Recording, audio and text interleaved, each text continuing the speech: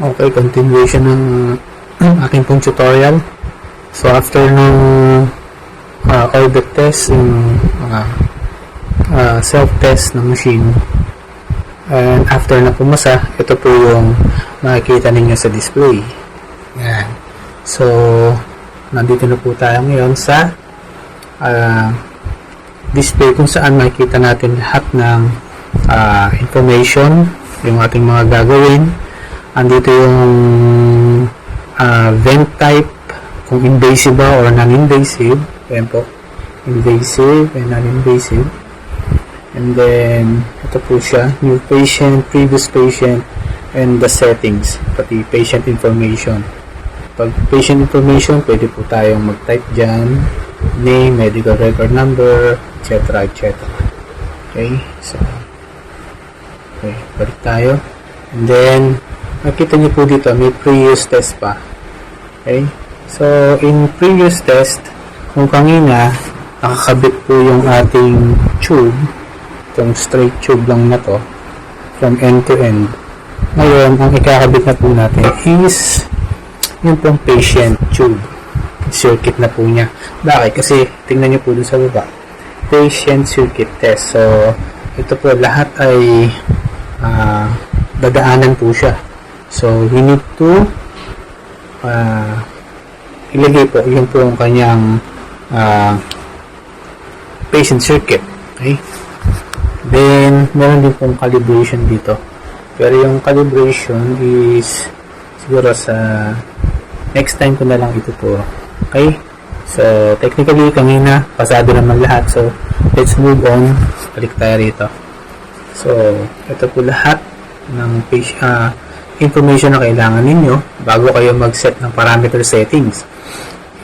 Yung patient natin, pwede po tayong maglagay ng kung ano po yung height ng pasyente. Ito, yung patient height.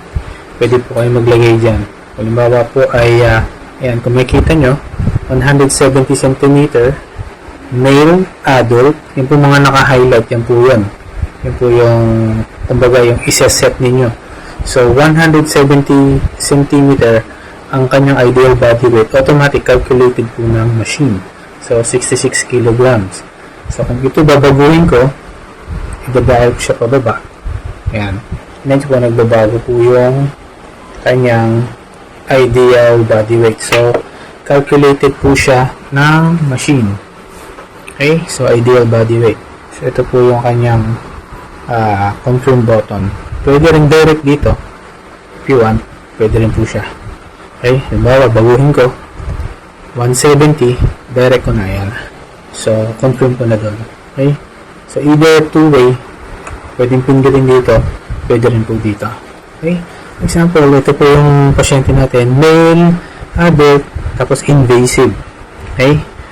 So, kung okay na po ito, nakikita niyo po doon sa upper right ko, adult 66 kilograms. Ayan po.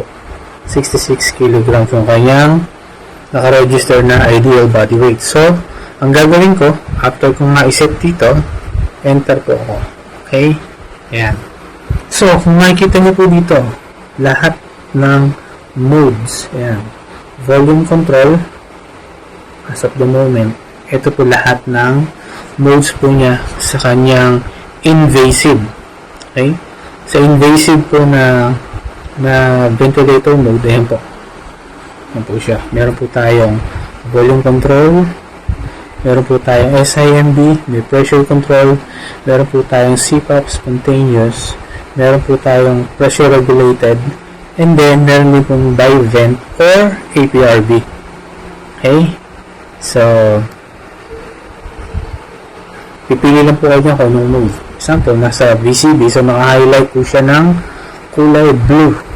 Okay? Highlighted po siya ng kulay blue.